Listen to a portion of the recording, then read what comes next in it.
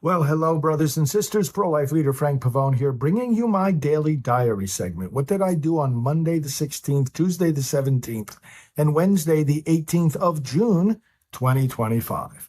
Well, Monday the 16th started off in Washington, D.C. I was in the hotel near the Museum of the Bible, and I was there for President Trump's Religious Liberty Commission hearing, the first of a series of meetings designed to create recommendations to the president for strengthening religious freedom in our country. So I had an early breakfast, saw some of the other participants there, people I know from around the country, and then we walked over to the Museum of the Bible, and we started the session. Again, met many different people associated with the Trump administration, people associated with efforts for religious liberty, attorneys, pastors, and other leaders. And we enjoyed very much the presentations. We listened to them. We listened to the questions and answers that this panel created. And people like Dr. Ben Carson were there, and Dr. Phil was there, and various other leaders. Lieutenant Governor Dan Patrick from Texas was the chairman of the committee. So we broke for lunch. I had some lunch with some leading pro-life attorneys and constitutional experts. And then we went back into the afternoon session of the hearing. I stayed just about up to the end of it, mid-afternoon, and then I had to walk back over to the hotel at 2:30. On the way there, I had a phone call with one of our administrative team as I was walking back to the hotel. And as soon as I got into my room, I had to finish that call and then log on to a Zoom meeting that I was coordinating and leading of state pro-life leaders in places where the ballot measures on abortion had passed. And we had a nice hour-long meeting with various leaders summarizing what they are doing to push back against those amendments. So a lot of good progress is being made on that front. As soon as I finished that meeting, I went right downstairs, and my Uber was waiting for me to take me to the airport for the evening flight back to Orlando. And there at the terminal and on the plane, I was doing various work. Some of the work I had to do on my laptop had to do with topics like communicating with our broadcasting team about details of upcoming broadcasts and footage that they should be using. Some communication about our embryoscopy clips, the baby growing in the womb, the most powerful footage of the unborn we have. The introduction I was able to make between some key leaders in the conservative and political world. I always like to be the bridge of introducing people to one another who can collaborate.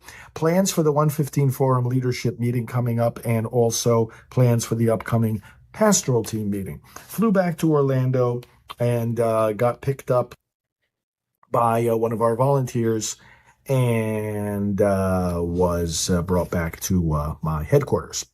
Tuesday the 17th at Priests for Life headquarters. Started off the day with various work at my desk, including both in the morning and at different times of desk work during the day, the following topics. Liturgical videos, helping priests to preach on abortion. We update those all the time and create new ones. Communication with the company that helps us with our prospecting mailings, gaining new donors. Upcoming Road to Majority Conference, Dr. Ralph Reed, I'll be a participant there. Radio Maria statistics, we have our radio show on that network, getting some numbers from them. Making plans with our videographer, Kurt, to come to the office, going through some to-do items. Various videos to edit, communicating with staff about these things, faxes being sent to the churches, opinion pieces being written. I wrote one for Life News once again, setting up interviews for me, statement of support for some pro-life legislation that is being introduced by one of the congressmen who is a friend of ours, elections training Zoom call, some follow-up on that, and also the religious liberty and pro-life leader meetings highlights that follow up on these meetings and prepare for the next ones. So on Tuesday, I had a 8:45 a.m. national interview in the TV studio. Did work at my desk also regarding our monthly statement to donors who donate each month. At 11 a.m., I had a great call, a collaborative call with some women who are leaders in the Hispanic pro-life world and who work also for EWTN, and we're talking about collaboration in various broadcasts and other work. I did some more taping in the studio for our Praying for America program and also for the upcoming Iowa March for Life. And I created my message for the state of Iowa. I was interacting with staff during the course of the afternoon and getting all these other things done and going in and out of the studio. Had at night the election training call. That was at 8 p.m. and our volunteers from across the country hopped onto that call together with one of our friends from one of the leading pro-life political action committees, and she gave a nice, good update about the efforts in Congress to stop the funding of the abortion industry.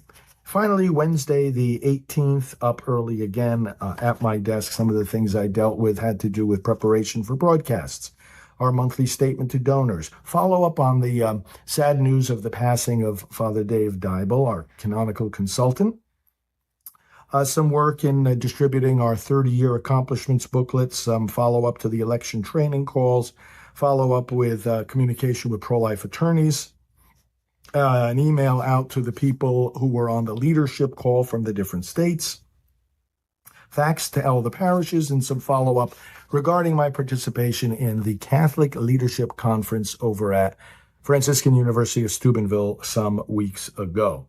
At 10 in the morning, I had an important phone call with our communications director and one of the country's top media experts, and so we were talking about some titles for a new upcoming podcast that we're creating together with a key evangelical leader and broadcaster. Let's see, what else did we do? Then I was interacting with staff, between staff and desk work on these different topics. The rest of the day, some work in the studio towards the evening. So in the evening or late afternoon, I did a bunch of taping in the studio that I had to do of different prayers and broadcasts and programs.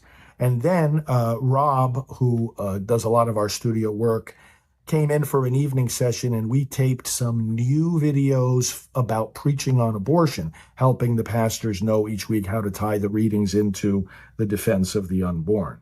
So we did that liturgical taping. Then I grabbed something quick to eat. And then at 8 o'clock, I was back in the studio, and we had a live broadcast of the Good Shepherd Seminar. Now, this is a monthly online training for clergy, and my co-host was Deacon Larry Hart from the Diocese of St. Augustine here in Florida, and he came on and we both talked about what churches can do, and it's a lot more than they think they can do when it comes to politics and elections. We were destroying some of the myths about, losing tax-exempt status. It's a bunch of nonsense, and we talked about that. I had written a book about it 10 years ago. And after that, I was ready for bed. So that's what I did from the 16th to the 18th of June, 2025. I hope your days are fruitful. Let's not slack off, not for 1 minute, in our defense of the unborn. Thanks for being part of this movement, and thanks for watching. Every life is a gift. Every heartbeat is a miracle. But right now, the most innocent among us are in danger. Priests for Life is on the front lines, speaking truth, offering healing, and building a world where every child is welcomed and loved. Join us in this sacred mission to end abortion. Stand with life. Stand with Priests for Life. Scan the QR code right now and help save unborn babies today. God bless. So many companies support abortion, but today you can make sure that with every call you make, you are supporting the unborn. Patriot Mobile is America's only Christian conservative wireless carrier. They have partnered with Priests for Life and donate a portion of their earnings to our work. We invite you to switch to them at patriotmobile.com/unborn. Keep your number and your phone and get the same coverage you have now, but also get the peace of mind knowing your every call supports life. Hello, I'm Sam Brownback, and I've worked alongside Father Frank Pavone for many years on the cause of life. He's a true champion, and the Priests for Life have been wonderful champions of this great cause, of the cause of human dignity of every human at every phase of life, from the very first moment of conception until its natural death. The human species, the human person, each and every one are full of dignity. priceless in value, and Priests for Life stand for that. Join their work.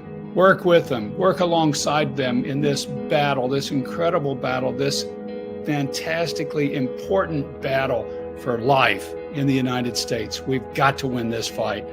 Join them. Hello, I'm Dr. Alveda King, board member of Priests for Life.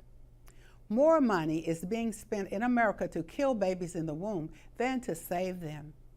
Together, we need to change that, and today I want to invite you to support our work at Priests for Life.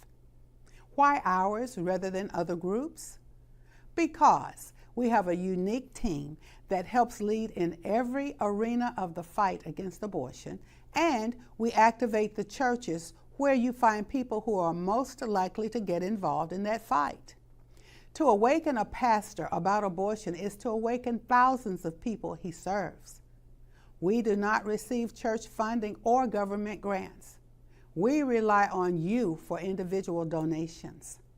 We have a very high evaluation among charities and top security on our donation site, prolifegift.org. You can go there for a one-time gift or to become a monthly donor, or you can call us at 321-500-1000.